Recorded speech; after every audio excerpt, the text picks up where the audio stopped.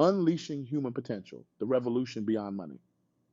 Imagine a world where work isn't just a means to a paycheck, but a source of profound fulfillment, boundless growth, and deep rooted purpose. A world where employees leap out of bed each morning, eager to tackle challenges, push their boundaries, and make meaningful contributions. This isn't some far fetched utopian dream, it's a tangible reality within our grasp, waiting for us to seize it. But to get there, we need to shatter some deeply ingrained beliefs about what truly motivates us.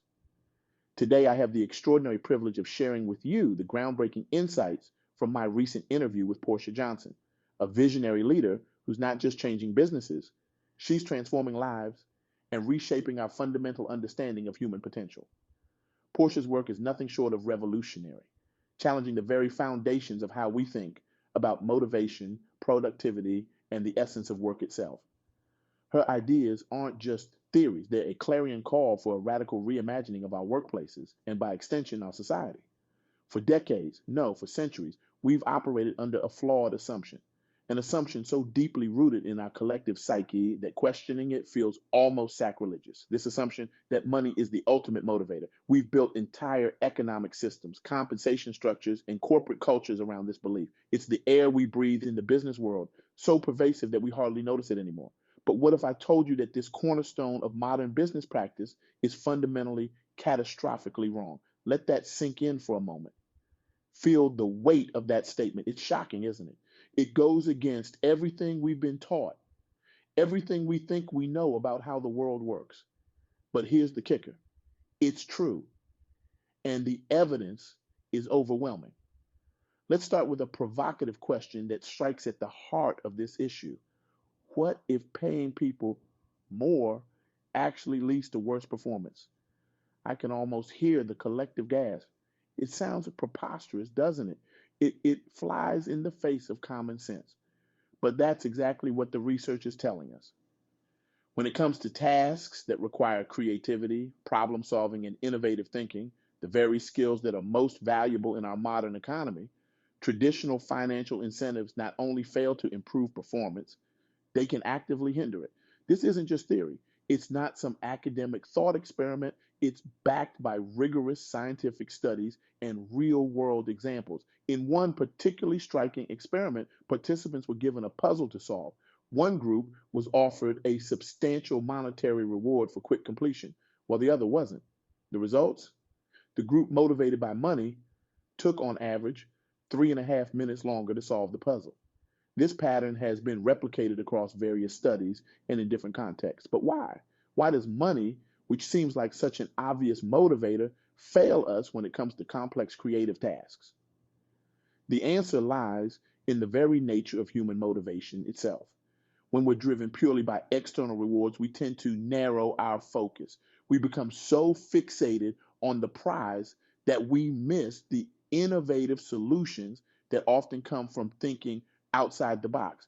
We become less creative, less flexible, less able to see the bigger picture. This brings us to the core of Portia Johnson's revolutionary insights. She argues, and the evidence overwhelmingly supports, that instead of relying on financial incentives, we need to tap into three fundamental human needs: autonomy, mastery, and purpose. These intrinsic motivators, when properly nurtured, can unleash levels of creativity, productivity, and satisfaction that no amount of money can buy. Let's break these down one by one, and I want you to really feel the power of each of these concepts. First, autonomy. This is about giving employees the freedom to shape their work environment and processes. It's not about abandoning structure altogether, but rather allowing people to have a say in how they approach their tasks. When employees feel a sense of ownership over their work, magical things happen. Imagine for a moment what it feels like to have true autonomy in your work, to know that your ideas matter, that you have the power to shape your day, your projects, your outcomes. It's liberating, isn't it? It ignites a fire within you, a desire to prove yourself, to show what you're capable of when given the chance. Consider this real world example. A major tech company implemented a policy allowing engineers to spend 20% of their time on projects of their choosing. The result? Some of the company's most innovative and profitable products were born from this autonomous time. This isn't an isolated incident. Research shows that when employee recognition programs emphasize autonomy, satisfaction levels skyrocket by a staggering 225%. Let that number sink in. A 225% increase in satisfaction.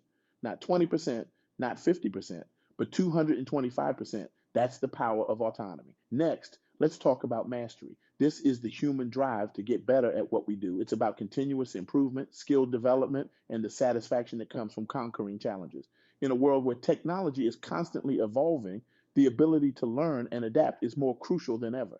Think about a time when you mastered a new skill. Remember the sense of accomplishment, the boost in confidence, the desire to take on even greater challenges. That's the power of mastery. A fascinating study on employee engagement revealed that when organizations prioritize mastery through recognition and development programs, mastery satisfaction increases by 201%. Think about that for a moment. By simply acknowledging and nurturing our innate desire to improve, we can double an employee's sense of satisfaction and engagement.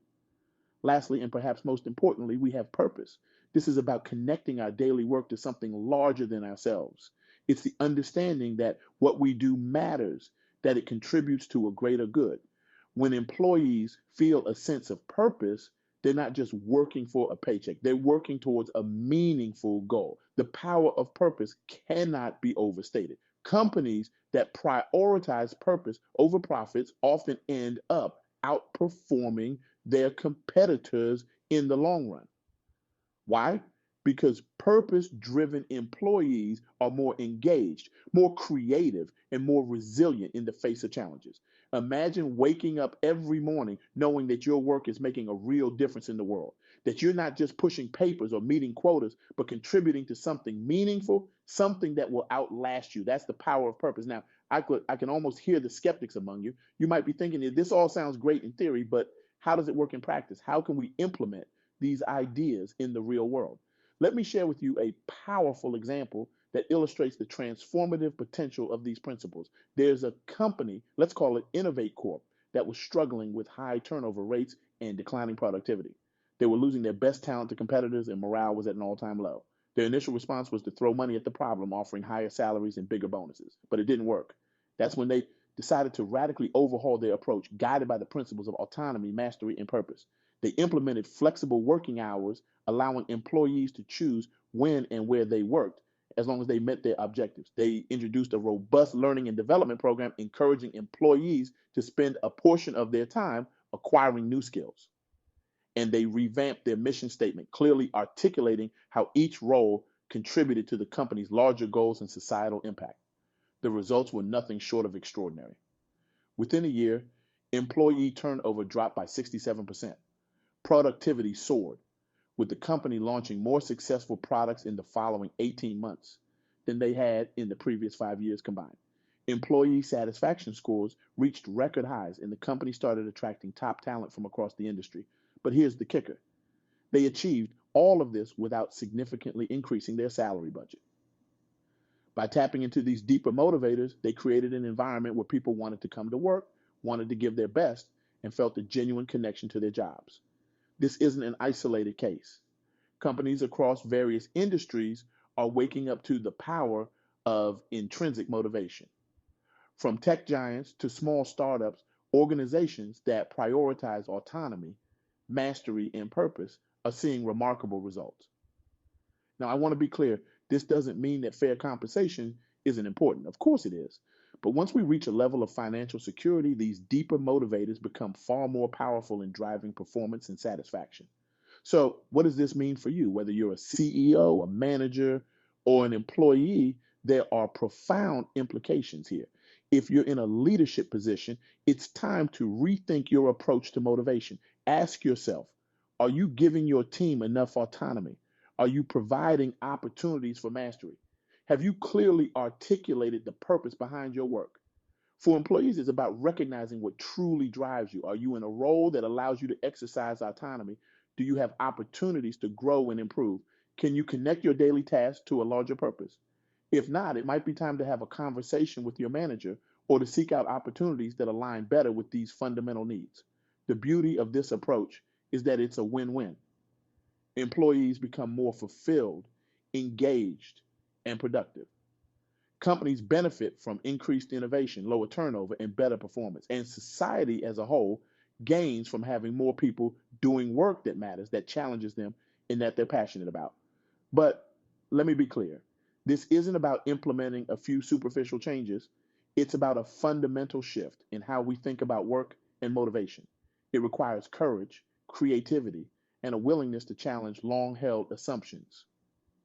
As we stand on the brink of a new era in work, one shaped by technological advancements, changing social norms, and evolving expectations, we have a unique opportunity to redefine what work means. We can move beyond the outdated industrial model of carrots and sticks and create environments that truly unleash human potential.